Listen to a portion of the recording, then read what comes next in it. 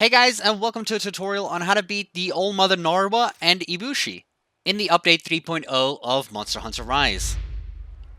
So right at the beginning of the quest, don't forget to get the Spirit Birds that give you maximum health and maximum stamina, because you are going to need those, and I 100% recommend grabbing the Teleporter Farcaster item, the one that looks like a cloud of smoke, this one here, the Easy Farcaster, because you're going to run out of potions quite frequently in this mission. Really, you need these potions. So the first part of this fight is just against Ibushi, pretty much where you fought Narwa in the very first time you fought Narwa, so it's kind of like just a swap over here.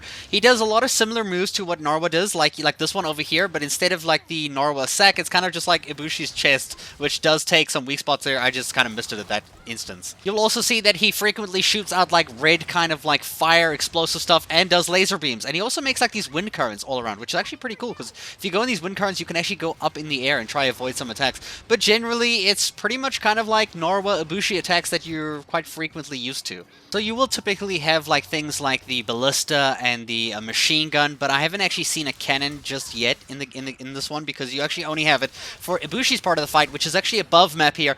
And if you're probably questioning it, much like I am, I'm like, why is there no giant hole here? Because when you actually get Ibushi to a low enough health, he literally just copy and paste Narwa's kind of setting there, and he makes a hole in the ground. I'm like, bro, like, what? Did the ground just heal and we're just doing this again? I don't understand. Like, how does any of this make sense? And then when you're in the hole, obviously Narwa appears, and then, you know, Ibushi is at low health, and then basically you will just kind of finish Ibushi off, or technically Narwa will actually bite onto Ibushi and then, like, kill Ibushi? It looks like it, at least.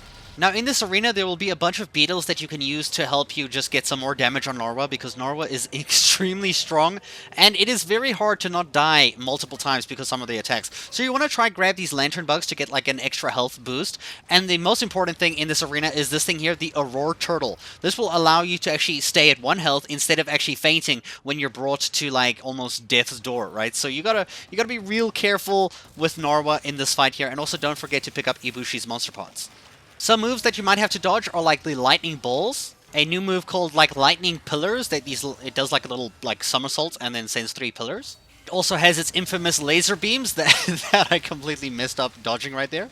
And occasionally the machine guns will pop up out of the ground. You'll make sure to get on there as fast as you can, because Narwa will be doing the lightning pillars and the 3 lightning rings that you're pretty much used to from the normal fight with Narwa. Now the next move is the most deadly. These pillars that look like Dragonators, they're not on your side. These are enemy Dragonators. It's kind of weird because I don't understand, like, where the hell did Narwa get Dragonators from, dude? Is this how she feels when we use it? And basically these Dragonators will go towards the outside of the thing, so the quicker you can go to the middle of the arena without getting hit by those things is the best. I've noticed a lot of people that I've played with in multiplayer tend to die at this point, so be very careful of not dying, or just keep using some life powder to just keep your team alive, because I notice people die all the time here, and then we go into this like slow-mo phase where we can just use machine guns for a while on Narwa and kind of knock her out so that we can get some damage. Another move that you're going to need to watch out for is when Narwa goes up and she faces directly downward, she'll come back down and she'll make lightning pillars in every direction that will actually like scorch the land like that. Luckily I was in the middle so I didn't get scorched, but I did get hit, so yeah, just make sure you heal all the time, guys. You're going to use a potion like every 10 seconds if you get hit by these things. Honestly, it hurts. And once you've passed that slow motion phase, she will start using attacks that are quite confusing, like those rings that go across there. She'll start doing that attack as well, that like straight across the whole ring. She does so many attacks, and she attacks like every like 5 to 7 seconds, so it can be quite dangerous to fight Narwa. I honestly think she's the hardest thing in the game right now. Even with all the new monsters that have been added, she's still the hardest right now. In this fight is quite difficult. Halfway through the fight, she will summon another monster that looks like it's here to actually help you, which is weird. I've had Teostra and I've had Magnamalo, so it seems like it's a different monster every different time, and you can ride this monster to attack Narwa to get some extra damage on Narwa and actually kind of like, you know, be able to kill her a bit quicker. So make sure you do land all your attacks. Don't waste this. Make sure you do the evade, strong attacks, and then, you know, kind of use your special attack right at the bar when it's like the lowest. So just keep attacking, just get as much damage as you can, guys. From this point, she will just mostly be repeating all of the attacks that I've already shown you. She does have some other ones like the weird dashing thing, but nothing as major as these ones over here. This one is, like I said, the most dangerous that you always need to dodge. And also things like this that we saw in one of her previous fights, but they do just kind of go at an angle, and then she does like some slaps and everything. And you can actually cut her tail off, guys. Did you know that? You could cut Narwa's tail off.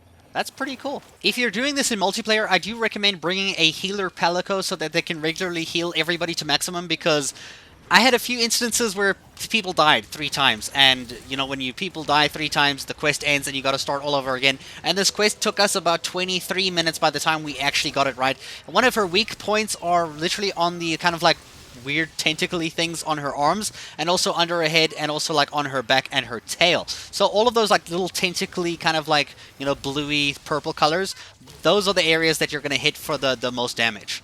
So make sure you bring enough potions. Trust me, you're going to be using them, or at least your teammates are going to be using them if you're doing this in multiplayer like I did. I found it easier in multiplayer. I always generally do, because it's more fun like having the monster focus on other people. The only problem is when they die 3 times, you fail the quest as well, and then obviously you have to start all over again. So this is a very exciting fight. It is probably the most difficult one in the game right now from what I've played, even including Velstrax. So I think this fight was actually kind of hectic. Like it's really hectic. I mean, Velstrax hits, but he doesn't hit as hard as Narwa does. Narwa's attacks can be really confusing and really often, which is what makes that a problem. I hope you guys enjoyed the video. I hope it was helpful. If you do have any tips for other hunters playing the game, please leave them down in the comments below, and I'll see you guys in a future video. Thank you so much for watching.